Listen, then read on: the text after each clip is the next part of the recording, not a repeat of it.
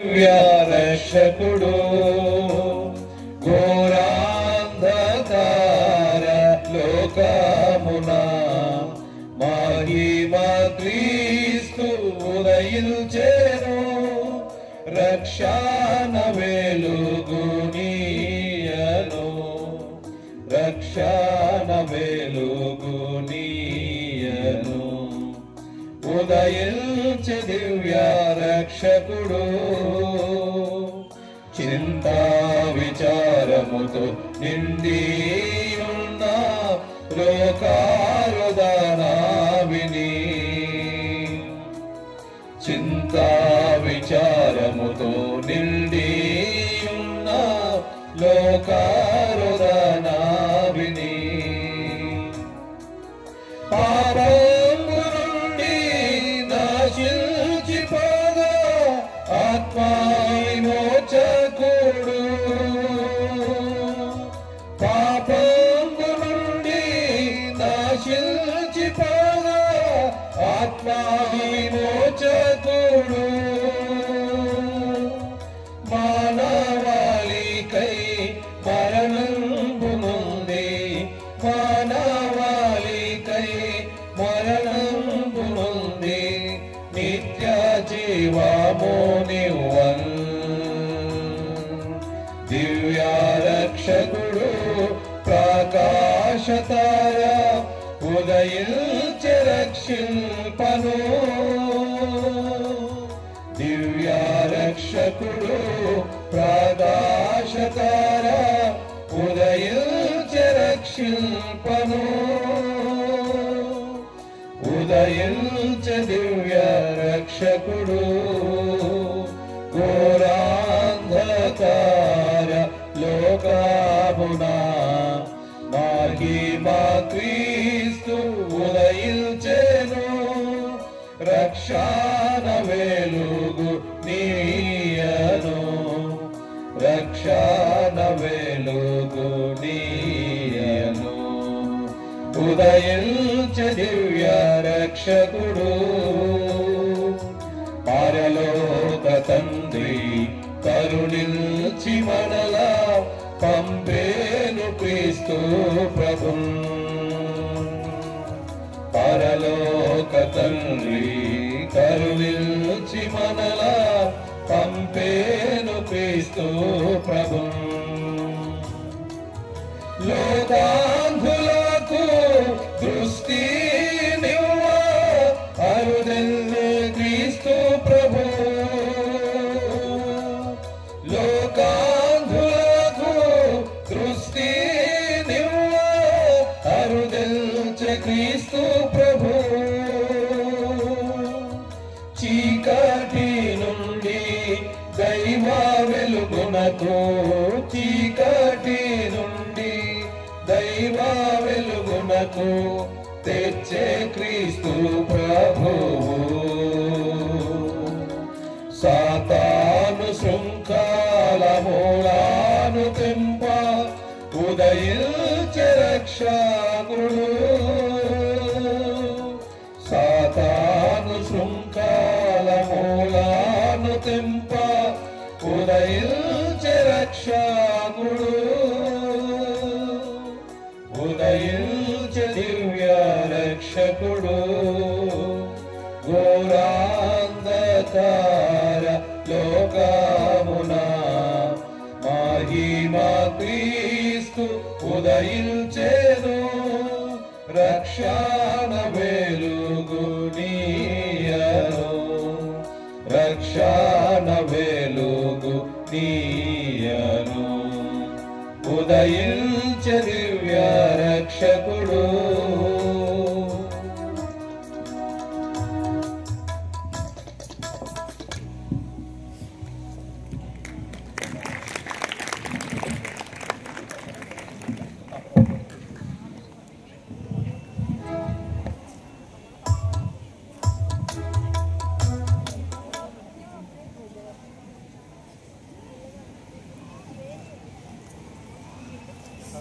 Christmas దినాన ప్రతి ఇంటి పైన క్రైస్తవులు ఒక స్టార్ పెట్టుకుంటారు. అర్థం ఎందుకు? స్టార్ ఎందుకు పెట్టుకుంటారు? స్టార్ ఏం చేసిందంటే, జ్ఞానులు అనేవారు ఆ స్టార్ను చూసినప్పుడు వాళ్ళకు ఒకటి అర్థమైంది. చరిత్రలో ఒక అతీతమైన ఒక పురుషుడు జన్మించాడు, ఒక అబ్బాయి జన్మించాడు. ఆయన రక్షకుడు, ఆయన గొప్పవాడు, మా జ్ఞానుల కంటే మించినవాడు ఈ లోకంలో జన్మించాడని వాళ్ళకి అర్థమైంది. ఆ నక్షత్రంను చూసినప్పుడు ఖగోళ శాస్త్రజ్ఞులు ఆ నక్షత్రాల గురించి స్టడీ చేస్తారు కదా.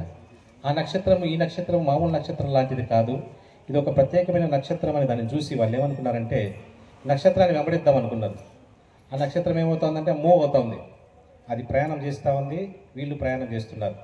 నక్షత్రం ఎక్కడికి తీసుకుపోయిందంటే నేరుగా ఆ రక్షకుని దగ్గరికి తీసుకుని పోయింది. కాబట్టి ఆ నక్షత్రం దేనికి సాదృశ్యం కాదంటే మీరు కూడా రక్షకుని చేరుకోవాలా అని ఆ ఇంటి వారు మీకు ఒక వర్తమానం ఇస్తున్నారు. You have to reach the saviour. Saviour అంటే రక్షించేవాడు. ఫర్ ఎగ్జాంపుల్, వరదలు వచ్చినాయి, కొట్టుకొని పోతున్నాం, నష్టమైపోతున్నాం, ఇంకా చచ్చిపోతాం అన్నప్పుడు ఎవరో ఒక బట్ట విసిరివేసి మనల్ని ఆ బట్ట పట్టుకొని మేము ఒక పక్క పట్టుకుంటాం, మీరు కొట్టుకోపోయిన అవసరం లేదు, మిమ్మల్ని సేవ్ చేస్తామంటే ఆ వ్యక్తిని ఏమంటాం మనము? నన్ను రక్షించింది ఆ వ్యక్తే. అతను మన దృష్టిలో ఏమవుతాడు? ఒక పెద్ద హీరో అవుతాడు కదా. సినిమాలలో హీరోలు ఏం చేస్తాడు? హీరోయిన్ రక్షిస్తాడు, లేదా వాళ్ళ ఇంటి వాళ్ళని రక్షిస్తాడు కదా. కాబట్టి బైబిల్లో కూడా ఒక హీరో ఉన్నాడు. ఆయన ఒక హీరోయిన్ రక్షించేదానికో ఒక గుంపును రక్షించేదానికి రాలే, సమస్త మానవాళిని రక్షించేదానికి ఆయన ఈ లోకానికి వచ్చినాడు. అందుకే ఆయన పేరు యేసు. తన ప్రజలను వారి పాపం నుండి ఆయనే రక్షించును కనుక ఆయనకు యేసు అని పేరు పెట్టబడను. అర్థమైందా? సో ఈ స్టార్, ఆ స్టార్ను చూసినప్పుడు మనం ఏం చేయాలంటే saviour is born, we have to reach the saviour అనేది మనం అర్థం చేసుకోవాలి. సమస్త మానవాళి పాపంలో ఉన్నారు, పాపము మరణం తీసుకుపోతుంది, పాపము నష్టము కలుగజేస్తుంది, పాపంలో కొంచెం జీతం మరణం అని ఉంది. కాబట్టి మనం ఏం చేసాం? ఎందుకు రక్షణ పొందాలంటే మనం చచ్చిపోయిన తర్వాత లేదా ఈ లోకంలో ఉన్నప్పుడు రక్షకుని చేరుకోకపోతే మనకు నరకం అనేది ఒకటి ఉన్నది.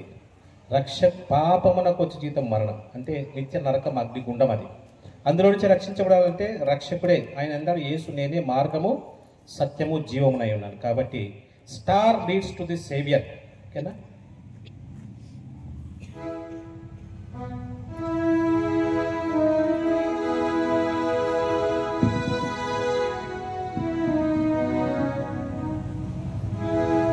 దూత పాట పాడోడి, రక్షకున్ స్తుతించోడి, ఆ ప్రభుండు పుట్టెను బెత్లెహేమునందున,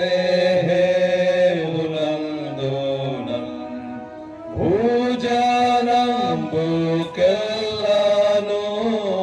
సౌఖ్య సంభ్రమాయేను, ఆకాశంబునందున మ్రోగు పాట చాటుడి, దూత పాట పాడుడి, రక్షకున్ స్తుతించుడి. ఊర్ధ్వలోకమందున గొల్వగాను శుద్ధులు, అంత్యకాలమందున కన్యాగర్భమందున పుట్టినట్టి రక్షక, ఓ ఇమ్మానుయేల్ ప్రభో, ఓ నరవతారుడా, నిన్ను నిన్న శక్యమా, దూత పాట పాడుడి, రక్షకున్ స్తుతించుడి. రావే నీతి సూర్యుండా, రావే దేవపుత్రుండా, నీదు రాక వల్లను లోక సౌఖ్యమాయేను, భూనివాసులందరూ మృత్యు భీతి గెల్తురు, నిన్ను నమ్ము వారికి నాత్మశుద్ధి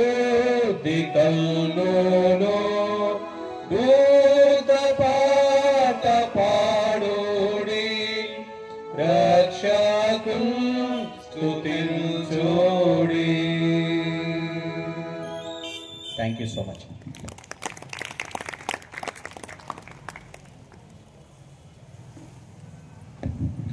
We are very fortunate to hear such a soothing songs from you, sir. Thank you so much. Dear students, match the festive mood with enthusiasm and bright smile. With immense respect, I would like to invite our Vice Principal, sir, Shri Nayara Sir Garu. Please come onto the dais and accept your valuable chair, sir.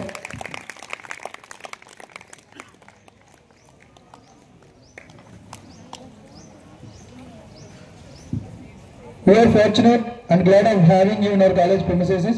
With great enthusiasm and huge respect, I would like to invite our Honorable Chief Guest, Sri Rajkumar Garu, Professor in English at Annamacharya Engineering College, as a God's Messenger of the Day. Please give him a big round of applause, everyone. Thank you, sir. Thank you for coming here, and thank you for your you. I request you to speak few words about this great occasion, sir.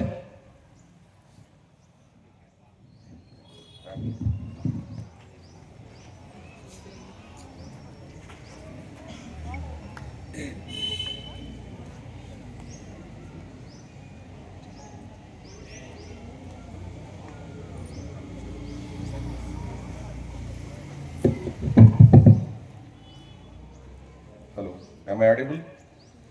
అందరికి వినపడుతుందమ్మా? Good morning, everybody. Good morning, sir. How are you all doing? Okay. So we all have come over here to deliver a wonderful message, the message that you never heard of. ఈ ఉదయకాల సమయంలో మీ మధ్యలోకి మీరు ఇంతకు మునుపు విననటువంటి ఒక అద్భుతమైనటువంటి వర్తమానాన్ని తీసుకొని వచ్చాం. అంతకు ముందుగా మీరు స్టూడెంట్స్ కనుక ఎడ్యుకేషన్ యొక్క ప్రాముఖ్యతను కొంచెం మనం తెలుసుకొని ఆ తర్వాత ఈ వర్తమానం వెనుక ఉన్నటువంటి ముఖ్య ఉద్దేశాన్ని ఏంటో మీకు బయలుపరుస్తాను. ఆఫ్రికా దేశంలో ఉన్నటువంటి పేరుగాంచినటువంటి ఒక వ్యక్తి మన ఇండియాలో the father of our nation is Mahatma Gandhi. Africa దేశంలో the father of Africa nation is Nelson Mandela. Nelson Mandela గారు చెప్పినటువంటి అద్భుతమైన మాట, education is the most powerful weapon which you can use to change the world. If any person, any boy or girl who is sitting over here, if you get educated effectively, obviously in the upcoming days and in the forthcoming days, you'll become a person to change the world. ఎప్పుడైతే మనం విద్యాభ్యాసాన్ని ఎక్కువగా అభ్యాసం చేస్తామో, చదువులో ఉన్నతమైనటువంటి స్థానంలోకి వెళ్ళేవారుగా ఉంటామో, అప్పుడు ప్రపంచాన్ని మనం మార్చివేసేటటువంటి వ్యక్తులముగా ఉంటాం.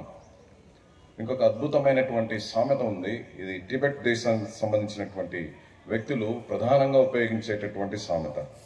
వారు చెప్పినటువంటి ఈ సామెత చాలా అద్భుతంగా ఉంటుంది. ఆ సామెత ఏంటంటే, a child without education is like a bird without wings. ఒక వ్యక్తికి విద్య అనేది కనుక లేకపోతే ఆ వ్యక్తి ఏ రకంగా ఉంటాడంటే, ఒక పక్షి ఉంటుంది, పక్షికి రెక్కలు లేకపోతే ఏ రకంగా ఉంటుందో ఆ రకంగా ఉంటాడు, ఆ రకంగా అమ్మాయి ఉంటుంది. కనుక ఒక వ్యక్తి యొక్క జీవితంలో విద్య అనేది ఆ వ్యక్తిని ఎలాగ తీసుకెళ్తుందంటే ఉన్నతమైనటువంటి స్థానంలోకి తీసుకొని వెళ్తూ ఉంటుంది. ఫర్ ఎగ్జాంపుల్, మీ తల్లిదండ్రులు చాలా చిన్న చిన్న ఉద్యోగాలు చేస్తూ ఉండవచ్చు, లేకపోతే చిన్న వ్యాపారం చేస్తూ ఉండవచ్చు, చిన్న మధ్యతరగతి కుటుంబం నుంచి మీరు వచ్చి ఉండవచ్చు. అయితే ఇలాంటి విద్యా సంస్థల్లో మీరు చదువుతున్నప్పుడు, మీరు చదువుల్లో రాణించినప్పుడు, మీరు చదువులో పైకి వెళ్తున్నటువంటి సందర్భంలో ఈ కాలేజ్ నుంచి బయటకు వెళ్ళి మంచి ప్రొఫెషనల్ కాలేజెస్లో ఇంజనీరింగ్ కానీ, మెడిసిన్ కానీ, ఇంకా అనేక రకాలైనటువంటి కోర్సెస్లో మీరు చేరి మీరు ఉన్నతమైనటువంటి స్థానంలోకి ఎదిగినటువంటి సందర్భంలో మీరు ఎలాగ ఉంటారంటే, పక్షికి ఏ విధంగా రెక్కలు ఉంటాయో ఆ రకంగా ఎగిరినట్లుగా మీరు ఉన్నతమైనటువంటి స్థానంలోకి వెళ్ళేటటువంటి వారుగా ఉంటారు. కనుక విద్యార్థులుగా మీరు చేయవలసినటువంటి ప్రాముఖ్యమైనటువంటి అంశం ఏంటంటే, మీరు ఎప్పుడు లేజీగా ఉండడానికి ప్రయత్నించకూడదు. You should never be స్లోత్ఫుల్ Nar be lethargic. మీరు సోమరితనంగా లేకపోతే ఏ పని లేని వారుగా ఊరికే ఖాళీగా కూర్చోవడం అలాగా ఉండకూడదు. ఒక విద్యార్థి యొక్క జీవితంలో ప్రధానమైనటువంటి అంశం ఏంటంటే రాత్రింబగల్లో కష్టపడి చదివేటటువంటి వారుగా ఉండాలి. నేను ఇప్పుడు బీహార్ రాష్ట్రంలో జరిగినటువంటి ఒక అద్భుతమైనటువంటి నిజంగా జరిగినటువంటి ఒక వృత్తాంతాన్ని మీకు తెలియజేయనుకుంటున్నాను. బీహార్ రాష్ట్రంలో అత్రి అనేటటువంటి ఒక ప్రాంతం ఉంది. అది ఒక చిన్న గ్రామము. ఆ గ్రామంలో మాంజీ అనేటటువంటి ఒక వ్యక్తి నివాసం చేసేవాడు. ఈ మాంజీ అనేటటువంటి వ్యక్తి చాలా పేదరికంలో ఆయన జీవిస్తూ ఉంటున్నాడు. తన వృత్తి ఏంటంటే, తన జీవనాధారం ఏంటంటే, ఆ గ్రామానికి కొంచెం వెలుపల ప్రాంతంలో పెద్ద కొండ ప్రాంతం ఉంది. ఆ కొండ ప్రాంతంలోకి వెళ్ళి అక్కడ కొండ మీద రాళ్లను కొట్టినప్పుడు అక్కడ ఉన్నటువంటి వ్యక్తులు ఆ రాళ్లను పగలగొట్టిన కారణాన్ని బట్టి ప్రతిదినము ఆ వ్యక్తికి కొంచెం జీతం ఇచ్చేవారు. ఆ జీతం తీసుకొని ఆ రకంగా తను తన భార్య వీరిద్దరూ వారి జీవనోపాధి కలిగి ఉంటూ తమ జీవనము కొనసాగిస్తూ వచ్చారు. కాలక్రమేణా ఏం జరుగుతోందంటే, ప్రతిదినము తన భార్య మధ్యాహ్నం వేళ తనకు భోజనం తయారు చేసుకొని ఈయన కొండ ప్రాంతంలో ఆ కొండలో రాళ్ళు కొడుతూ ఉంటాడు. అంతవరకు ఆమె కొండని ఎక్కి మధ్యాహ్న సమయంలో తనకు భోజనం అందించి తిరిగి వెళ్ళిపోతూ ఉంటుంది. అయితే ఒక దినం వచ్చింది. ఆ దినమున యథాతథంగా సాధారణంగా తను ఏ రకంగా ఈ బండలు కొడుతున్నాడో ఆ కొండ మీద ఉన్నటువంటి ఆ రాళ్లను కొట్టేటటువంటి సందర్భంలో తన భార్య ఆహారాన్ని తీసుకొని వచ్చింది. మధ్యాహ్న ఆహారం తీసుకొని వచ్చింది, లంచ్ తీసుకొని వచ్చింది, అతనికి ఇచ్చింది. తను భోంచేశాడు. తను తిరిగి వెళ్ళేటటువంటి క్రమంలో ఏమైందంటే, అది చాలా పెద్ద కొండ. ఆ కొండ మీద నుంచి కిందకి దిగే క్రమంలో ఒక రాయిని తగులుకొని కింద పడిపోయింది. కింద పడిపోయి దొల్లుకుంటా ఆమెకు చాలా తీవ్రమైనటువంటి గాయాలయ్యాయి. ఇలాంటి సందర్భంలో ఇప్పుడు తన భార్య చాలా తీవ్రంగా గాయపడింది, రక్తం అంతా కారిపోతా ఉంది. ఈ స్త్రీని తను ఇప్పుడు ఎక్కడికి తీసుకెళ్లాలంటే హాస్పిటల్కి తీసుకెళ్ళాలి. ఈ అత్రి నుంచి ఇంకొక ప్రాంతానికి హాస్పిటల్కి వెళ్ళాలి. ఆ ప్రాంతం పేరు వాజీగంజ్. ఈ వాజీగంజ్ అనే ప్రాంతానికి వెళ్ళాలంటే 55 కిలోమీటర్లు. కారణం ఏంటయ్యా అంటే, ఈ గ్రామం చుట్టూ ఏమున్నాయంటే పెద్ద కొండలు ఉంటున్నాయి, రోడ్డు మార్గం లేదు. ఒకవేళ ఈ కొండల మధ్యలో నుంచి రోడ్డు మార్గం కనుక ఉంటే కేవలం 15 కిలోమీటర్ల దూరంలోనే ఆ ప్రాంతానికి వెళ్ళవచ్చు. తన భార్యకు అధికమైనటువంటి రక్తస్రావం జరుగుతూ ఉంది, రక్తం అంతా కారిపోతూ ఉంది. ఇలాంటి సందర్భంలో తన హాస్పిటల్ తీసుకొని వెళ్ళాలి. ఏదో ఒక చిన్న వెహికల్ని అరేంజ్ చేసుకున్నాడు. ఆ 55 కిలోమీటర్లు చాలాసేపు ప్రయాణం చేసి హాస్పిటల్ దగ్గరికి తీసుకెళ్లాడు. హాస్పిటల్ దగ్గర తీసుకున్నప్పుడు డాక్టర్ చెప్పిన మాట ఏంటంటే, మీరు ఇక్కడ తీసుకురావడం ఆలస్యం అయిపోయింది, నీ భార్య చనిపోయింది అని చెప్పారు. ఈ వ్యక్తి ఎంతగానో కలత చెందాడు, మనస్తాపం చెందాడు. తను ఎంతగానో రోధించాడు, ఎంతగానో ఏడుస్తూ వచ్చాడు. తనకు అర్థమైనటువంటి సందర్భం ఏంటంటే, డాక్టర్ చెప్పినటువంటి మాట, మీరు ఆలస్యంగా తీసుకొని వచ్చారు. ఈ ఆలస్యానికి కారణం ఏంటి? తమ గ్రామంలో రోడ్డు మార్గము లేకపోవట. కొండలో గనక రోడ్డు మార్గం ఉంటే ఈ అత్రి అనే ప్రాంతం నుంచి వాజీగంజ్ అనేటువంటి ప్రాంతానికి వెళ్ళడానికి 15 కిలోమీటర్లు మాత్రమే అవుతుంది. ఇప్పుడు చుట్టూ 55 కిలోమీటర్లు తిరుక్కొని హాస్పిటల్కి వెళ్ళడం జరిగింది. తను ఆలోచిస్తూ వచ్చాడు. తన భార్య యొక్క అంతిమ సంస్కారాలు జరిగాయి, తను చనిపోయింది, పూడ్చిపెట్టబడింది. ఇప్పుడు తను ఆలోచన చేస్తూ వచ్చాడు. తన భార్య చనిపోవడానికి గల కారణము సరైన సమయంలో హాస్పిటల్కు తన భార్యను తీసుకొని పోకపోవడము. అందుకల ప్రధానమైన కారణము కొండ అడ్డంగా ఉండడం. ఒక దినాన ఉదయకాల సమయంలోనే తను లేచాడు. లేచిన తర్వాత తను ఏం చేశాడంటే, తన చేతిలో సుత్తిని తీసుకున్నాడు, ఉలిని తీసుకున్నాడు. ఉలిని సుత్తిని తీసుకొని ఇప్పుడు కొండ వైపుగా బయలుదేరి వెళ్తా ఉన్నాడు. ఉదయకాల సమయంలోనే 6 గంటల సమయంలో బయలుదేరి వెళ్తా ఉన్నాడు. అక్కడ ఉన్నటువంటి గ్రామంలో ఉన్నటువంటి వ్యక్తులు ఈ వ్యక్తిని చూశారు. చూసి, ఏంట్రా ఉదయకాల సమయంలోనే సుత్తి ఉలి తీసుకొని వెళ్తున్నావు అంటే, అదిగో ఆ కొండ కనిపిస్తుంది కదా, ఆ కొండను పగలగొట్టడానికి, దాన్ని పూర్తిగా నాశనం చేయడానికి నేను వెళ్తున్నానని చెప్పాడు. అక్కడ చూసినటువంటి వ్యక్తులందరూ ఆ వ్యక్తిని చూసి ఎగతాళి చేస్తూ వచ్చారు. 2వ దినాన అలాగనే లేచాడు. 3వ దినాన అలాగనే లేచాడు. అలాగనే సుత్తిని ఉలిని తీసుకొని వెళ్ళాడు. ఆ తర్వాత వారం రోజులు అయిపోయింది, నెల అయిపోయింది, సంవత్సరం అయిపోయింది, 2 సంవత్సరాలు అయ్యాయి, 3 సంవత్సరాలు అయ్యాయి. ఇలాగున 22 సంవత్సరాలు ఎడతెరపి లేకుండా తను ఈ సుత్తి ఉలిని తీసుకొని ఆ కొండను కొడుతూనే వచ్చాడు. దాదాపుగా 22 సంవత్సరాలు, 1960 సంవత్సరం నుంచి 1982 సంవత్సరం వరకు 22 సంవత్సరాలు ఆ కొండను కొట్టి 100 మీటర్ల పొడవు వరకు కొట్టేశాడు. 7.7 మీటర్స్ లోతు కొట్టేశాడు. 9.1 మీటర్స్ వైశాల్యంలో కొట్టేశాడు. ఈ కొండలో దారిని ఏర్పాటు చేసేశాడు. ఆ గ్రామ ప్రజలంతా ఈ వ్యక్తి చేసినటువంటి పనికి ఆశ్చర్యపోతూ వచ్చారు. ఒక విద్యార్థినిగా నీ యొక్క జీవితంలో ఈ వ్యక్తి ఏ రకంగా ఒక నిర్ణయం తీసుకొని, ఒక వ్యక్తి, సామాన్యమైనటువంటి వ్యక్తి ఒక కొండను పగలగొట్టేశాడు, వచ్చాడు. నీ యొక్క జీవితంలో, నీ చదువు విషయంలో నీ యొక్క కెరియర్లో నీవు ముందుకు వెళ్ళేటటువంటి విషయంలో ఇలాగ నువ్వు కష్టపడి చదివేటటువంటి వ్యక్తిగా ఉండాలి. నీ దృష్టిని చదువు మీద లగ్నం చేయాలి.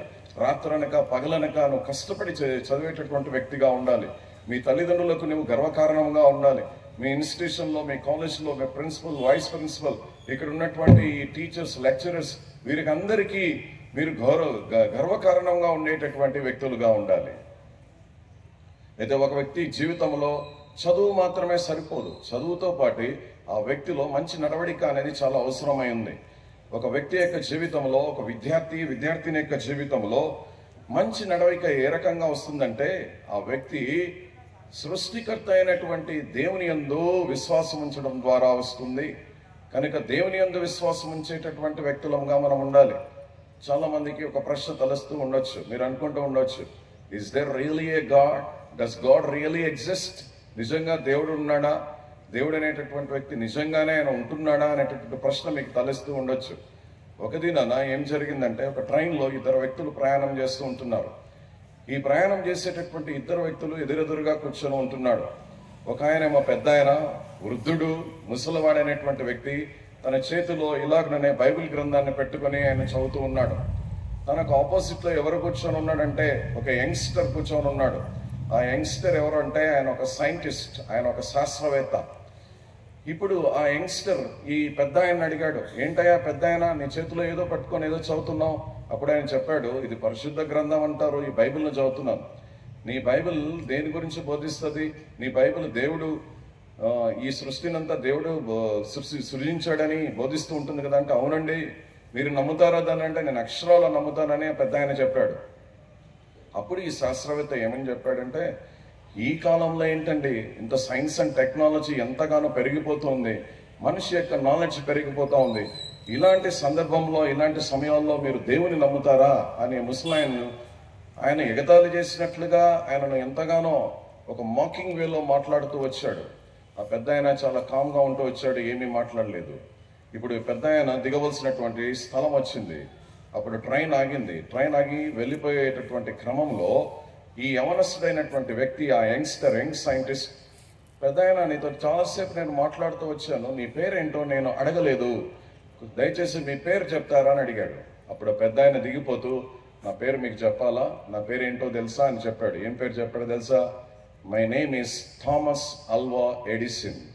ఆయన చెప్పినటువంటి మాట ఏంటంటే, my name is Thomas Alva Edison. మీరంతా చదువుకుంటా ఉన్నారు. ఎవరు థామస్ అల్వా ఎడిసన్? ఎలక్ట్రిక్ బల్బును కనుగొనింది ఎవరు? Thomas Alva Edison. ఎప్పుడైతే ఈయన నా పేరు థామస్ అల్వా ఎడిసన్ అన్నాడో అని షాక్ గురయ్యాడు. థామస్ అల్వా ఎడిసన్ గారికి ఉన్న మరొక పేరు ఏంటంటే, he is called the father of modern science. ఆధునిక శాస్త్రానికి తండ్రిగా ఆయన పరిగణింపబడతా ఉన్నాడు. ఈ వ్యక్తి చాలా ఆశ్చర్యానికి గురయ్యాడు. ఇంత ప్రఖ్యాతిగాంచినటువంటి ఈ శాస్త్రవేత్తతో నేను ఇంతసేపు మాట్లాడాను. అప్పుడు ఈ యవనస్తుడు చాలా పొలైట్ గా మాట్లాడుతూ ఉన్నాడు, సార్ ఒక్కసారి మీరు ఏ ప్రదేశంలో ఉన్నారో ఆ ప్రదేశానికి నేను వస్తాను, మీ విజిటింగ్ కార్డు ఒక్కసారి ఇస్తారా? వెంటనే థామస్ అల్వా ఎడిసన్ గారు తన విజిటింగ్ కార్డుని ఇచ్చాడు. ఆ వ్యక్తి, ఆ యంగ్స్టర్ తన జోబులో పెట్టుకున్నాడు. మరుసటి దినమే వెంటనే ఎక్కడ వెళ్ళాడంటే, థామస్ అల్వా ఎడిసన్ గారు ఎక్కడుంటారో ఆ ప్రదేశానికి వెళ్ళారు. థామస్ అల్వా ఎడిసన్ గారు ఉండేటటువంటి ప్రదేశము 4 అంతస్తుల భవనం ఉంది. అది చూస్తే మొదటి అంతస్తు, 2వ అంతస్తు, 3వ అంతస్తు, 4వ అంతస్తు, ప్రతి అంతస్తులో కూడా అనేక రకాలైనటువంటి ఎగ్జిబిట్, అంటే తను ఏ రకమైనటువంటి శాస్త్ర పరిశోధనలు చేస్తున్నాడో. మీరు కెమిస్ట్రీ ల్యాబ్లో మీరు కెమికల్స్ అన్ని మిక్స్ చేస్తుంటారు, concentrated nitric acid, sulphuric acid, ఇలాంటివన్నీ మీరు కలుపుతూ ఉంటారు. ఈ రకంగా అలాంటి ఎక్స్పెరిమెంట్స్ కలిగినటువంటి అవన్నీ కలిగి ఉంటున్నాయి అక్కడ. సో ఈ యవనస్తుడు అక్కడ వెళ్ళినప్పుడు ఆ సైంటిస్ట్ మొదటి అంతస్తులోకి తీసుకెళ్లాడు. ఈ మొదటి అంతస్తులో యవనస్తుడు అట్లా చుట్టూ కలిగజేశాడు. అవన్నీ ఎగ్జిబిట్స్ చాలా అద్భుతంగా ఉన్నాయి, చాలా ఆశ్చర్యకరంగా ఉన్నాయి. 2వ అంతస్తులోకి తీసుకెళ్లాడు. అక్కడ ఇంకా అద్భుతమైనటువంటి ప్రయోగశాలకు సంబంధించినటువంటి అనేక నిర్మాణాలు ఉంటున్నాయి. 3వ అంతస్తులోకి వెళ్తే ఇంకొక రెట్టు ఇంకా ఎక్కువగా ఉంటున్నాయి. 4వ అంతస్తులోకి వెళ్ళాయి, ఇంకా ఇక్కడ అద్భుతమైనటువంటి ప్రదర్శనలు ఉంటున్నాయి. ఒక ప్రయోగశాల యొక్క ప్రదర్శన, ఒక ఎగ్జిబిట్, ఒక మోడల్, ఒక సోలార్ మోడల్ అనేది ఈ యంగ్ సైంటిస్ట్ యొక్క అటెన్షన్ ని క్యాచ్ చేసింది. వెంటనే అక్కడ చూశాడు, ఇది సోలార్ మోడల్, సౌరమండల నమూనా. అప్పుడు ఈ young scientist Thomas Alva Edison గారిని అడుగుతా ఉన్నారు. ఏమని అడిగారంటే, సార్ ఈ సౌరమండల నమూనా సోలార్ మోడల్ని ఎవరు తయారు చేశారు అని.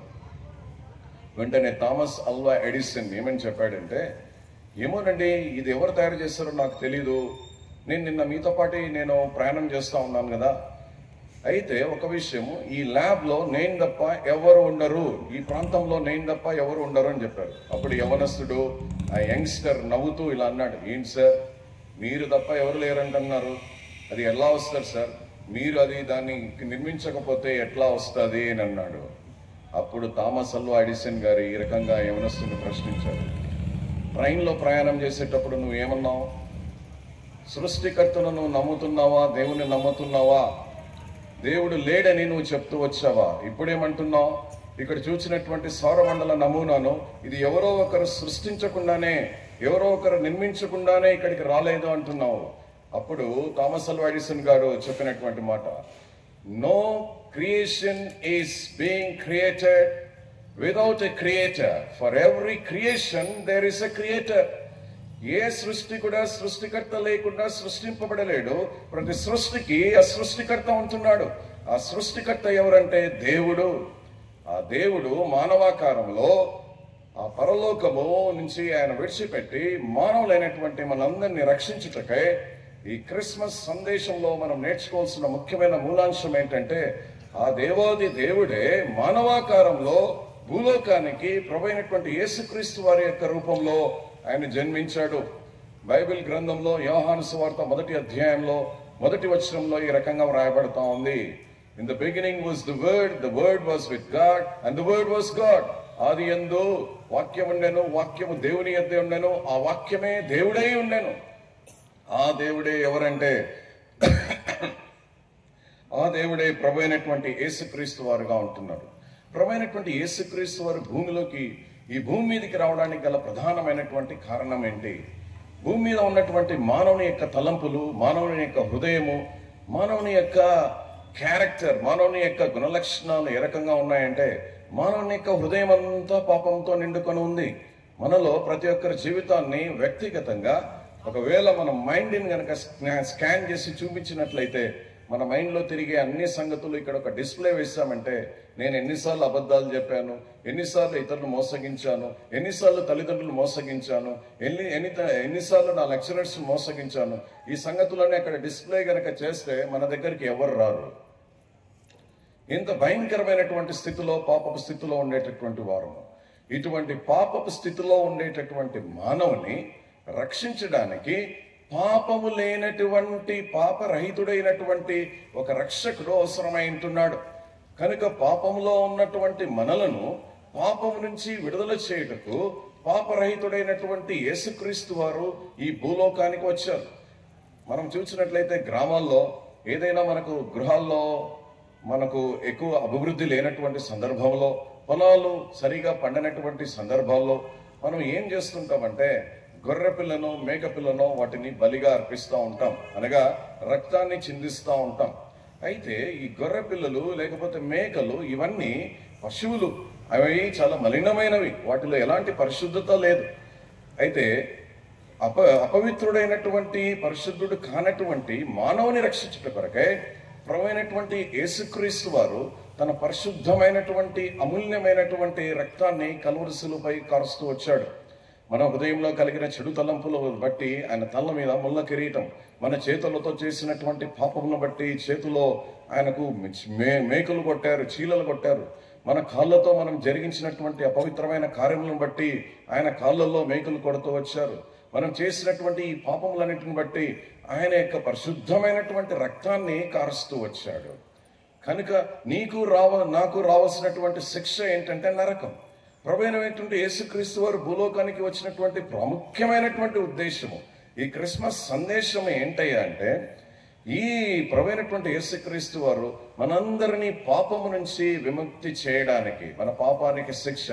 అయితే ఆ శిక్షను, మనకు రావాల్సిన శిక్షను ముందుగానే ప్రభువైనటువంటి యేసుక్రీస్తు వారు ఆ కల్వరి శిలువపై ఆయన మరణిస్తూ వచ్చాడు. మన శిక్షకు రావాల్సిన శిక్షను ఆయన భరించాడు, మనకు విడుదలను అనుగ్రహిస్తూ వచ్చాడు.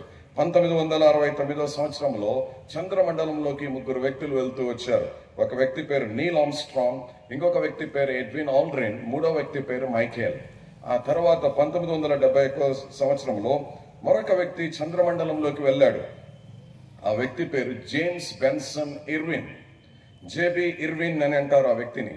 ఈ జేమ్స్ బెన్సన్ ఇర్విన్ అనేటటువంటి వ్యక్తి చంద్రమండలానికి వెళ్ళాడు. చంద్రమండలం మీద నడుస్తూ వచ్చాడు. చంద్రమండలం నుంచి నడిచి తర్వాత భూమి మీదకి వచ్చిన తర్వాత అనేక మంది ప్రెస్ రిపోర్టర్స్, అనేక మంది జర్నలిస్ట్, విలేకరులంతా ఆయన చుట్టూ చేరారు. అందరూ ఆయన చుట్టూ చేరి ఆయన చాలా క్యూరియస్ గా ప్రశ్నలు అడుగుతా ఉన్నారు. చంద్రమండలం మీదకి వెళ్ళారు కదా, చంద్రమండలం మీద నడిచారు కదా, మీకు ఎలాంటి ఎక్స్పీరియన్స్ ఎక్కడ ఉంది, మీరు చాలా థ్రిల్లింగ్ గా ఫీల్ అయి ఉంటారు కదా, ఏంటి ఎలాగా మీరు థ్రిల్ గా ఫీల్ అవుతూ వచ్చారు అని. అప్పుడు జేబి ఇర్విన్ గారు చెప్పినటువంటి ప్రాముఖ్యమైనటువంటి మాట, తను చెప్పిన అద్భుతమైనటువంటి స్టేట్మెంట్ ఏంటో తెలుసా? It is not a great thing that man has to be going to the moon and landing over there, but the saviour of the whole world, Lord Jesus Christ, coming all the way from the heaven and landing on the earth and walk on the earth to save and die for you. ఆయన సెలవిచ్చినటువంటి అద్భుతమైనటువంటి మాట ఏంటంటే, మనుష్యుడు భూమి మీద నుంచి చంద్రమండలానికి వెళ్ళి ఎక్కడ తిరగడం గొప్ప సంగతి కాదయ్యా, పాపి అయినటువంటి మానవుని పరిశుద్ధతలోకి నడిపించడానికి ప్రభువైనటువంటి యేసుక్రీస్తు వారు పరలోకం నుంచి ఆయన విడిచిపెట్టి ఆ ఆకాశం నుంచి భూమి మీదకి వచ్చి నేల మీద మనందరి కోసం నడవడం, మన పాపముల కోసం చనిపోవడం, అది చాలా గొప్ప సంగతి అని చెప్తూ వచ్చాడు. కనుక ఈ లోకంలో నువ్వు జీవిస్తూ ఉన్నావు, మీ తల్లిదండ్రులకు తెలియకుండా అనేక చెడు కార్యాలను చేస్తూ ఉండవచ్చు. ఒకవేళ యూట్యూబ్ లో చెడ్డ సంగతులను చూస్తూ ఉండవచ్చు, ఇంటర్నెట్ లో చాలా చెడ్డ సంగతులను చూస్తూ ఉండవచ్చు, ఎవరికి తెలియకుండా రహస్య పాపములు చేస్తూ ఉండవచ్చు. నీ యొక్క రహస్య పాపములను బట్టి కొన్నిసార్లు నీకు అనిపిస్తూ ఉంది, అరే నా బ్రతుకు ఇంతేనా, ఇంత చెడ్డవాడినా నేను, ఇంత చెడ్డ దాన్నా నేను, ఇంత చెడ్డ బ్రతికి నేను ఎలాగా భూలోకంలో జీవించాలి, నేను చనిపోతాను, చావే శరణ్యమని నువ్వు అనుకుంటా ఉన్నావు. అయితే ఇలాంటి పరిస్థితుల్లో ఉన్నప్పుడు నీకు శరణాగతిగా, నీకు రక్షకుడుగా ప్రభువైనటువంటి యేసుక్రీస్తు వారు ఆయన ఉద్భవించారు. నువ్వు ఎలాంటి పాపపు స్థితిలో ఉన్నప్పటికీ, యేసు ప్రభువా నేను పాపిని, నా హృదయము చాలా చెడు తలంపులతో నిండి ఉంది, నేను చెడ్డ వ్యక్తిని, ఈ చెడుతనంలో నుంచి నన్ను జీవంలోకి నడిపించు, నన్ను మా నరకంలో నుంచి జీవంలోకి నడిపించని ఒక చిన్న ప్రార్థన చేస్తే చాలు. అలెగ్జాండర్ అనేటటువంటి ఒక గొప్ప చక్రవర్తి, ఆయన అనేక దేశాల మీద దండెత్తుతూ వచ్చాడు. చివరిగా భారతదేశానికి మీద కూడా ఆయన దండెత్తడానికి వచ్చాడు. ఆయన గొప్ప చక్రవర్తి, ఏ దేశం మీదకి యుద్ధానికి వెళ్ళినా ఆ దేశాన్ని చాలా సులభంగా ఆయన ఓడిస్తూ వచ్చాడు. భారతదేశానికి వచ్చాడు. పోరస్ అనేటటువంటి రాజు, తెలుగులో మనం అంటాం పురుషోత్తముడు అనేటటువంటి రాజు, ఆయనతో కూడా ఆయన యుద్ధం చేశాడు. ఆ తర్వాత ఆయన మలేరియా వ్యాధితో బాధపడుతూ వచ్చాడు. ఆ తర్వాత జరిగినటువంటి సంగతి ఏంటంటే, ఆయన ఈ వ్యాధితో బాధపడినటువంటి సందర్భంలో అప్పుడు మలేరియాకు విరుగుడు లేదనమాట. అనేక మంది డాక్టర్స్ ఆయనకు ట్రీట్మెంట్ ఇప్పిస్తూ వచ్చారు. ఈ ట్రీట్మెంట్ ఇప్పిస్తున్నటువంటి సందర్భంలో ఎంతమంది ఎన్ని రకాలైనటువంటి మందులు ఇచ్చినప్పటికీ ఆయన నయం కావట్లేదు. ఆయన చనిపోతాడని ఆయనకు అర్థమైపోయింది. ఇంకా నన్ను తీసుకొని వెళ్తారు, నన్ను భూమిలో పాతి పెడతారనే ఆ యొక్క స్పృహలోకి వచ్చాడు. అప్పుడు 3 రకాలైనటువంటి తీర్మానాలు ఆయన చేస్తూ వచ్చాడు. He had 3 lost desires. 3 ప్రధానమైనటువంటి కోరికలు తనకు ఉంటూ వచ్చాయి. అందరూ జాగ్రత్తగా వినాలి. ఏంటో 3 ప్రధానమైనటువంటి కోరికలు అలెగ్జాండర్ కలిగి ఉంటూ వచ్చాడంటే, ఆ దినాల్లో రాజులు చనిపోయినప్పుడు వారిని ఏ రకంగా పాతి పెట్టేవారంటే, ఒక పెద్ద బాక్స్ తీసుకొని చెక్కతో తయారు చేసినటువంటి బాక్స్, అంటే రాజులు కదా, చాలా అద్భుతమైనటువంటి చెక్క, విలువైనటువంటి చెక్క.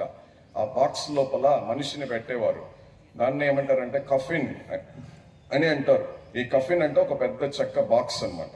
ఈ బాక్స్ లోపల నన్ను పెట్టినప్పుడు ఆయన ఎట్లా పెట్టమన్నాడంటే, ఆ బాక్స్ కి 2 రంధ్రాలు పెట్టండి. ఆ 2 రంధ్రాలు పెట్టి ఒక రంధ్రంలో నుంచి కుడి చేయి పైకి బయటకు తీయండి, ఇంకొక రంధ్రంలో నుంచి ఏం చేయాలా, ఎడమ చేతిని బయటికి వచ్చేటట్లుగా ఆ కఫిన్ ని మీరు ఆ బాక్స్ ను తయారు చేయాలి. రెండోదిగా ఆయన చెప్పిన మాట, నన్ను ఎవరైతే ట్రీట్మెంట్ చేశారో ఆ డాక్టర్స్ అందరూ, వైద్యులందరూ ఈ పెట్టెను మీరు ఊరేగింపుగా తీసుకుని పోయేటప్పుడు, నా శవపేటికను, ఆ డాక్టర్స్ అందరూ దాని ముందు నడుస్తూ వెళ్ళాలి అని చెప్తూ వచ్చాడు. మూడోదిగా ఆయన చెప్పిన మాట, ఈ భూలోకంలో నేను ఉన్నప్పుడు అనేక రకాలైనటువంటి సామ్రాజ్యాల మీద దండెట్టాను, అనేక నాణ్యాలు సంపాదించాను, బంగారు నాణ్యాలన్నీ సంపాదించాను, ఆస్తి సంపాదించాను, ధనము సంపాదించాను. నేను సంపాదించినటువంటి ఈ బంగారు నాణ్యాలన్నీ మీరు పైకి విసిరేస్తా వెళ్ళాలి అని చెప్తూ వచ్చాడు. ఈ 3 సంగతులు ఆయన ఎందుకు చెప్తూ వచ్చాడు? మొట్టమొదటిగా 2 చేతులు బయట పెట్టమని చెప్పాడు. ఎందుకు చెప్పాడో తెలుసా? I have come into this world like a naked man and I am going to leave this world in nakedness. ఆయన చెప్పినటువంటి మాట ఏంటంటే, ఈ లోకంలోకి నేను ఏమి బట్టలు లేకుండా ఏమీ తీసుకురాకుండా వచ్చాను, అలాగునే నేను వెళ్ళిపోతా ఉన్నాను. రెండవ సంగతి ఆయన ఏం చెప్పాడు? నన్ను ఎవరైతే ట్రీట్మెంట్ చేశారో ఆ డాక్టర్స్ అందరూ ఈ శవపేటిక ముందుకెళ్ళాలి. డాక్టర్స్ అందరూ ముందు ఎందుకు వెళ్ళాలని ఎందుకు చెప్తున్నాడంటే, he is giving message to the whole world. ఏమని చెప్తున్నాడంటే, see, look at all these doctors, they use their brains, scientific technology to treat me, but unfortunately they couldn't succeed. వాళ్ళకు ఉపయోగించినటువంటి ఈ యొక్క వైద్యపరమైనటువంటి జ్ఞానము, సాంకేతిక పరమైనటువంటి జ్ఞానాన్ని ఉపయోగించి నా యొక్క రోగాన్ని బాగు చేయలేకపోయారు. అంటే in this world there are certain things that the science and technology cannot cure. ఈ లోకంలో కొన్ని సంగతులు ఉంటున్నాయి, శాస్త్ర సాంకేతిక రంగాలు కూడా ఏవి కూడా నయం చేయలేనటువంటి కొన్ని సంగతులు ఉంటున్నాయి. మూడవదిగా ఆయన ఏం చెప్తూ వచ్చాడంటే, ఈ శవపేటిక ముందు బంగారు నాణ్యాలన్నీ మీరు ఎగరేసేయండి అని చెప్తూ వచ్చాడు.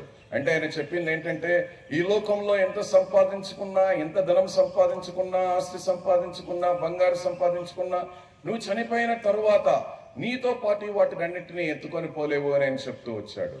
ఇది అక్షర సత్యం కాదా? నీ యొక్క జీవితంలో, నా జీవితంలో అది చాలా అక్షర సత్యమై ఉంటున్నది. ఒక దినాన ఆల్బర్ట్ ఐన్స్టీన్ అనేటటువంటి ఈ గొప్ప శాస్త్రవేత్త, ఈజ్ ఈక్వల్ ఎంసీ స్క్వేర్, మీరంతా ఎంపీసీ స్టూడెంట్స్, మీకు తెలుసు, ది థియరీ ఆఫ్ రిలేటివిటీ. ఈ థియరీని ప్రపోజ్ చేసింది ఎవరంటే Albert Einstein. Nuclear fission reactions కనబెట్టింది ఆయనే. న్యూక్లియర్ ఫిషన్ రియాక్షన్స్ మీకు తెలుసు. When radioactive materials like uranium and plutonium, they get bombarded with the neutrons, they produce massive explosion, large amounts of energy. అదే atom బాంబులో ఉన్నటువంటి శక్తి. అది ఎవరు కనిపెట్టారంటే ఆల్బర్ట్ ఐన్స్టీన్. ఆల్బర్ట్ ఐన్స్టీన్, నేను 2 నిమిషాల్లో ముగిస్తున్నాను. ఆల్బర్ట్ ఐన్స్టీన్ అనేటటువంటి వ్యక్తి ట్రైన్లో ప్రయాణం చేస్తూ ఉన్నాడు. ట్రైన్లో ప్రయాణం చేసేటటువంటి సందర్భంలో ఈ ట్రైన్ లోపల మనం టికెట్ కొన్నామా లేదని చెక్ చేస్తుంటారు. ఎవరు? టీసీ వచ్చాడు, అందరినీ చెక్ చేస్తున్నాడు. ఆల్బర్ట్ ఐన్స్టీన్ ఉండేటటువంటి బోగిలో కూడా వచ్చాడు. బోగిలోకి వచ్చినప్పుడు ఏం జరిగిందంటే, ఆల్బర్ట్ ఐన్స్టీన్, ఆయన పెద్ద సైంటిస్ట్ కదా. కొంతమంది సైంటిస్ట్ ఏ రకంగా ఉంటారంటే, వారు చాలా శాస్త్ర సాంకేతిక పరిజ్ఞానం ఉంటుంది కాబట్టి ఎప్పుడు వాటి గురించి ఆలోచిస్తూ వాళ్ళ పేర్లు మర్చిపోతారు, వాళ్ళు తెచ్చుకున్న వస్తువులు కూడా మర్చిపోతూ ఉంటారు. ఆల్బర్ట్ ఐన్స్టీన్ ఇప్పుడు ఏం చేశాడు? టీసీ రాగానే టికెట్ కోసము జోబులో వెతుకుతున్నాడు, ఇక్కడ వెతుకుతున్నాడు, బాక్స్ సన్న సూట్ కేసు ఓపెన్ చేస్తున్నాడు. అప్పుడు ఆ టీసీ ఏమన్నాడంటే, mister Einstein, you don't have to look for your ticket, I know who you are. Einstein గారు, మీరు టికెట్ కోసం ఏం వెతకాల్సిన అవసరం లేదు, మీరెవరో నాకు తెలుసు అని చెప్పాడు. అని వెళ్ళిపోయాడు. కొద్దిసేపటి తర్వాత ఆ టీసీ ఇంకా ముందు ఉన్నటువంటి బోగిలోకి వెళ్ళి అక్కడ వారందరినీ చెక్ చేసి తిరిగి వస్తున్నాడు. తిరిగి రాగానే మళ్ళీ ఐన్స్టీన్ గారికి భయం వేసింది. మళ్ళీ అడుగుతాడేమో టికెట్ అని టికెట్ కోసం వెతుకుతా ఉన్నాడు. టికెట్ లోపల జోబులో వెతికాడు, మళ్ళీ ప్యాంట్లో వెతుకుతున్నాడు, మళ్ళీ సూట్ కేసులో వెతికాడు, కనపడలేదు. అప్పుడు ఈయన ఏమని చెప్పాడంటే, ఐన్స్టీన్ టీసీ ఏమని చెప్పాడంటే, mister Einstein, you don't have to be searching for your ticket, I know who you are. Einstein గారు, మీరు టికెట్ కోసం ఏం వెతకాల్సిన అవసరం లేదు, మీరెవరో నాకు తెలుసు అన్నారు. అప్పుడు ఐన్స్టీన్ గారు ఏమని సమాధానం ఇచ్చారో తెలుసా? Mister TC, you know who I am, but I do not know where I am going to. ఆయన చెప్పినటువంటి మాట ఏంటి తెలుసా? ఆయన ఏమని చెప్పాడంటే టీసీ గారికి, టీసీ గారు, నేనెవరో మీకు తెలుసు, అయితే సంగతి ఏంటో తెలుసా, నేను ఎక్కడికి పోతున్నానో నాకే తెలీదు. తను ఎక్కడికి పోతాడో అనే విషయం దేని మీద రాయబడిందంటే టీసీ మీద, ఐ మీన్ టికెట్ మీద రాయబడి ఉంటున్నది. టికెట్ తన దగ్గర లేదు. అయితే ఒక వ్యక్తి ఉన్నాడు, ఆయన పేరు బిల్లీ గ్రాహాం. ఈ బిల్లీ గ్రాహాం అనేటటువంటి ఆ వ్యక్తి, ఆయన ప్రభు అయినటువంటి యేసుక్రీస్తు వారిని అంగీకరిస్తూ వచ్చాడు. ప్రభు అయినటువంటి యేసుక్రీస్తు వారు ఈ లోకానికి ఎందుకు ఉద్భవించాడు అన్న సంగతిని విన్నాడు. ప్రభు అయినటువంటి యేసుక్రీస్తు వారు ఈ లోకంలోకి ఒక క్రిస్మస్ సందేశంగా ఆయన ఎందుకు వచ్చాడంటే, పాపి అయినటువంటి మానవుని కొరకు వచ్చాడు, నా కొరకు ఆయన చనిపోయాడు, నా కొరకు ఆయన 3వ దినం తిరిగి లేచాడు, రక్తం కార్చాడు, యేసు ప్రభుకు తన జీవితాన్ని అర్పించాడు. తను చనిపోవడానికి ముందుగా ఒక సభలో ఆయన మాట్లాడుతూ చెప్తున్నాడు. ఐన్స్టీన్ యొక్క స్టోరీ గురించి చెప్తూ ఆయన ఏం చెప్పాడంటే, Einstein doesn't know where is going to, but Billy Graham knows where is going to. ఆయన చెప్పేటటువంటి మాట ఏంటంటే, ఐన్స్టీన్ గారికి ఎక్కడికి వెళ్ళాలో తెలీదు, అయితే బిల్లీ గ్రామ్ అనేటటువంటి నాకు తెలుసు నేను ఎక్కడికి పోతున్నాను. బిల్లీ గ్రామ్ చనిపోతాడు, చనిపోతే ఏమవుతుందో తెలుసా? His address will be changed, my address will be changed. ఒకవేళ నువ్వు చనిపోతే ఏమవుతుందంటే నీ అడ్రస్ చేంజ్ కావాలి. అంటే నువ్వు చనిపోతే ఎక్కడికి వెళ్ళాలంటే నరకానికి వెళ్ళకూడదు. నువ్వు చనిపోతే ఎక్కడికి పోవాలంటే దేవునితో ఉండే వ్యక్తిగా ఉండాలి. ఈ చనిపోతే దేవునితో ఉండేటటువంటి ప్రక్రియలోనే ఉండాలంటే ఈ లోకానికి లోకరక్షకుడిగా వచ్చినటువంటి ఈ ప్రభు అయినటువంటి యేసుక్రీస్తు వారిని నీ హృదయంలో అంగీకరించాలి. కనుక నువ్వు ఒక స్టూడెంట్గా, విద్యార్థినిగా నీకు కలిగిన కష్టంలో, నష్టంలో, బాధలో, ఏ పరిస్థితిలో అయినా, చీకటిలో, అంధకారంలో, ఎప్పుడు ఏం చేయాలో తెలియని పరిస్థితిలో ఉన్నప్పుడు make a single prayer to God. You can pray to God like this: Jesus, I have heard the word of God. నీ మాటలు నేను వింటూ వచ్చాను. What I came to know that your saviour, నువ్వు రక్షకుడని వింటా వచ్చాను. ఈ దినాన నువ్వు నాకు రక్షకుడిగా ఉంటావా? Just say a simple prayer like this. ఎప్పుడైతే నువ్వు ఇలాంటి ప్రేయర్ చేస్తూ వస్తావో నీ జీవితంలోకి ఈ రక్షకుడు, ఈ సేవియర్ వస్తాడు. బ్లేజీ పాస్కల్ అనేటటువంటి, చివరిగా ముగిస్తున్నాను 1 minute లో, బ్లేజీ పాస్కల్ అనేటువంటి ప్రఖ్యాతిగాంచిన శాస్త్రవేత్త ఒక దినాన గుర్రపు రథంలో తను వెళ్తా ఉన్నాడు. గుర్రపు రథంలో స్పీడ్గా తను నడుపుకుంటూ వెళ్తా ఉన్నాడు. ముందర బ్రిడ్జ్ లో వెళ్తా ఉన్నాడు. ముందర బ్రిడ్జ్ విరిగిపోయింది, తనకు తెలీదు. ముందర బ్రిడ్జ్ విరిగిపోయింది, రథంలో స్పీడ్గా పోతున్నాడు. గుర్రం పోతా ఉంది. అక్కడికి వచ్చిన తర్వాత గుర్రం కంట్రోల్ కాలేకపోయింది. ఏమైంది? గుర్రం అక్కడి నుంచి జారిపోయి కింద పడిపోయింది. ఈయన కూడా, రథం కూడా పల్టీ కొట్టింది. ఇప్పుడు ఈయన లోపల పడిపోతున్నాడు. కింద వాటర్ అంతా ఉంటాయి, చాలా లోతుంటది. కింద పడిపోయేటప్పుడు ఒక ఇనుప కడ్డీకి పట్టుకొని వేలాడుతా ఉన్నాడు ఈ బ్లేజీ పాస్కల్ అనేటటువంటి ఈ సైంటిస్ట్. అప్పుడు గట్టిగా కేకలు వేస్తున్నాడు, somebody help me, somebody help me, somebody help me. ఎవరు రావట్లేదు. గట్టిగా కేకలు వేస్తున్నాడు, help me, help me, help me. ఎవరో ఇట్లాంటి యవనస్తుడు ఒక వ్యక్తి విన్నాడు, యంగ్స్టర్. ఆ వ్యక్తి పరిగెత్తుకొని వచ్చి చేయిందిచ్చాడు, పైకి లాగాడు. గొప్ప శాస్త్ర సాంకేతిక పరిజ్ఞానం కలిగినటువంటి బ్లేజీ పాస్కల్ చెప్పినటువంటి మాట, oh man, in today's world what you need is not science and technology, today what you need is a saviour. ఆయన చెప్పిన మాట, ఓ మనుష్యుడా, ఈ లోకంలో నీకు శాస్త్ర సాంకేతిక పరిజ్ఞానం అక్కర్లేదు, అయితే నీకు కావాల్సింది ఒక్కటే, రక్షకుడు. ఆ రక్షకుడే ప్రభువైన యేసుక్రీస్తు వారు. ఆ ప్రభువైన యేసుక్రీస్తు వారిని నువ్వు ఎప్పుడైతే నీ హృదయంలోకి స్వీకరిస్తావో that will be a real Christmas. దేవుడి వాక్యాన్ని దీవించండి.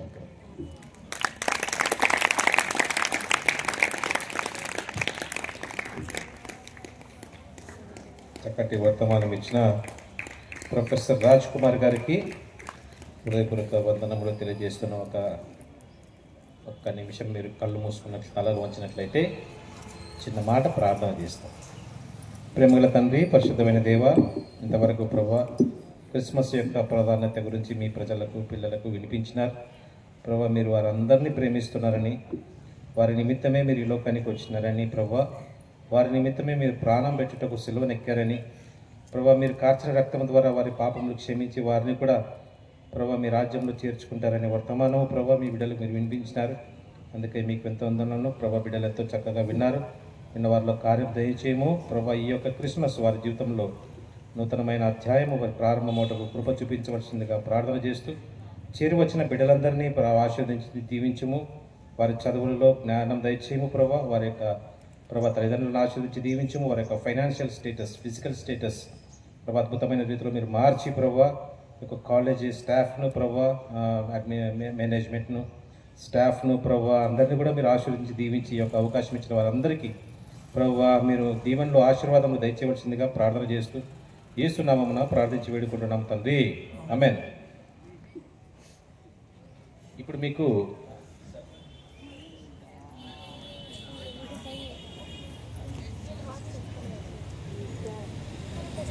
Hello. Yeah. Thank you, sir.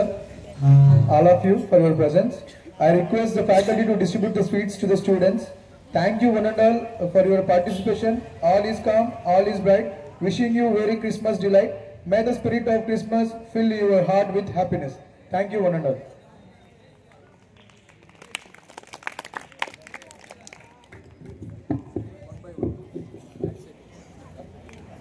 మా లైన్లో 1 by 1 వెళ్ళండి అమ్మా. ఫస్ట్ ఈ లైన్ వెళ్ళండి, లాస్ట్ నుంచి ప్లీజ్. మా అక్కడ స్నాక్స్ తీసుకొని వెళ్ళండి అమ్మా. 1 by 1 వెళ్ళండి. Girls first.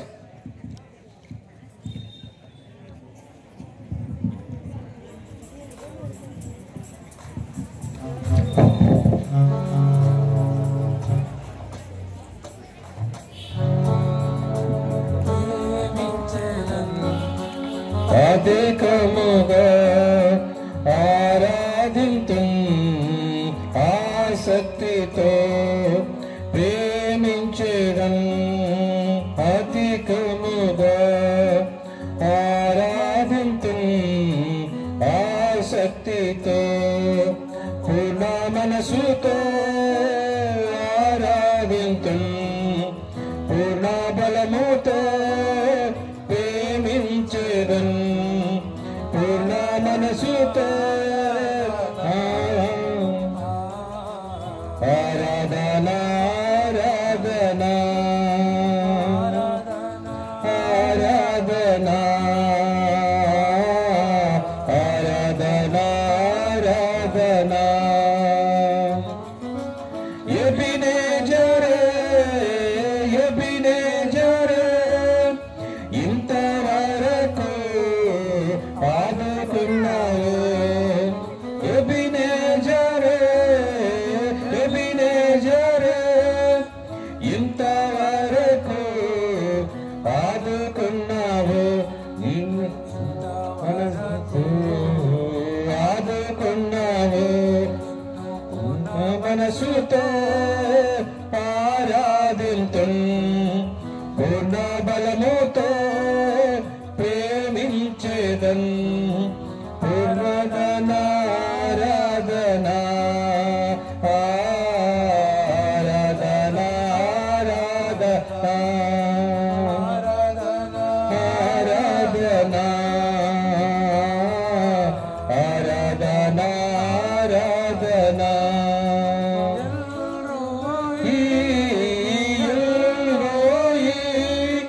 నన్ను చూచవే వందనమయ్యా.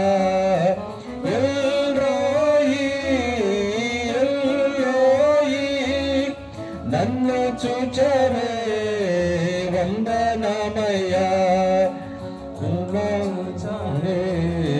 వందనమయ్యా. నిన్ను పూర్ణ మనసుతో ఆరాధింతుం పూర్ణ బలముతో ప్రేమించెదం.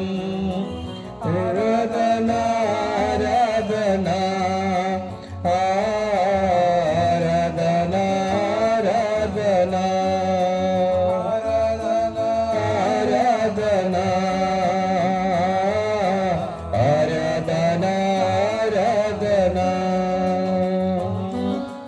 యెహోవా రఫా యెహోవా రఫా స్వస్థపరచవే వందనమయ్యా. యెహోవా రఫా యెహోవా రఫా స్వస్థపరచవే వందనమయ్యా. నిన్ను పూర్ణమర్చవే వందనమయ్యా. నిన్ను పూర్ణ మనసుతో ఆరాధింతుం పూర్ణ బలముతో ప్రేమించెదం.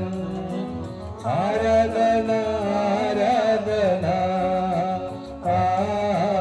ఆరాధన ఆరాధన ఆరాధన ఆరాధన ఆరాధన ఆరాధన.